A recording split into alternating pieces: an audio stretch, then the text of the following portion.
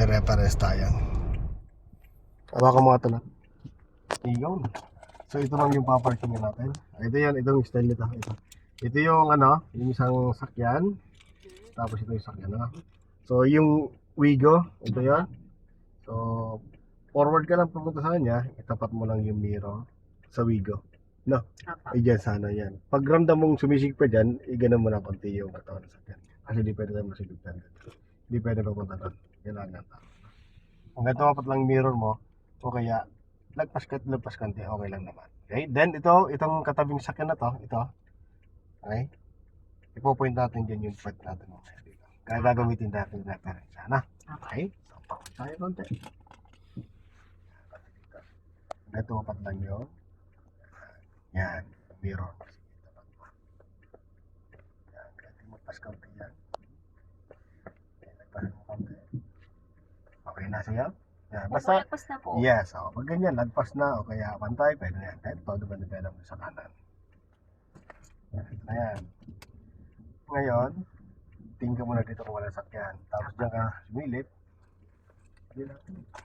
Point mo lang yan yung gulong, tapos silip ka rin dito, kasi may sakyan dito. Pero, eksakto lang naman yan. Point mo lang yan. Ayan na, nakapoint na. O, todo ba na mo dito sa kanan. Reverse ka na. Okay. Pag reverse mo, dalawang mirror gamitin mo.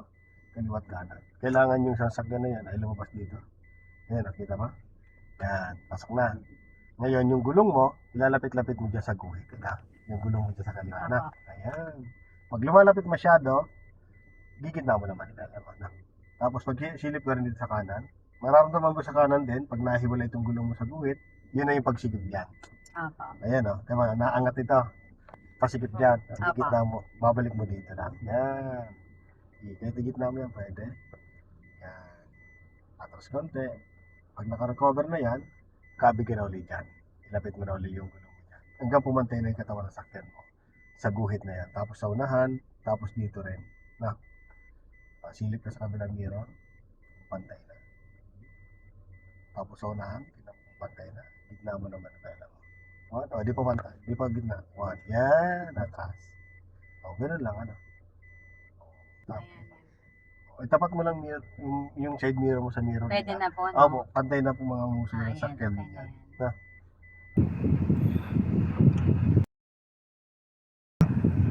Oh, wag lang yung sobrang lagpas, ha. Okay, kapit na naman na dalawa. Yun. Then, itong gamitin mo mirror na to, yung pwede naman sakyan natin, ito sa tabing sakyan. Tapos titingga rin dyan, malayo pa naman yan. Hanggang mag-point lang ito.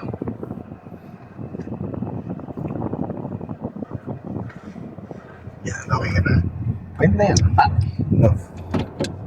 Yun. Para safe. Yan, reverse. Silip sa kanan, silip sa kaliwa. Dalawang side kailangan. Tapos sa guhit ka na magpapasimahan lang. Yung guhit, kailangan di masasagasaan natin. Pag medyo madikit dito sa kanan, dadali mo sa kaliwa, konti lang. Pag naka-recover na, balik ulit. Okay. Yun. Malog pa dyan. O, gitna mo lang ulit. Yan. Pagpantay na yan, gitna mo ni Bella mo.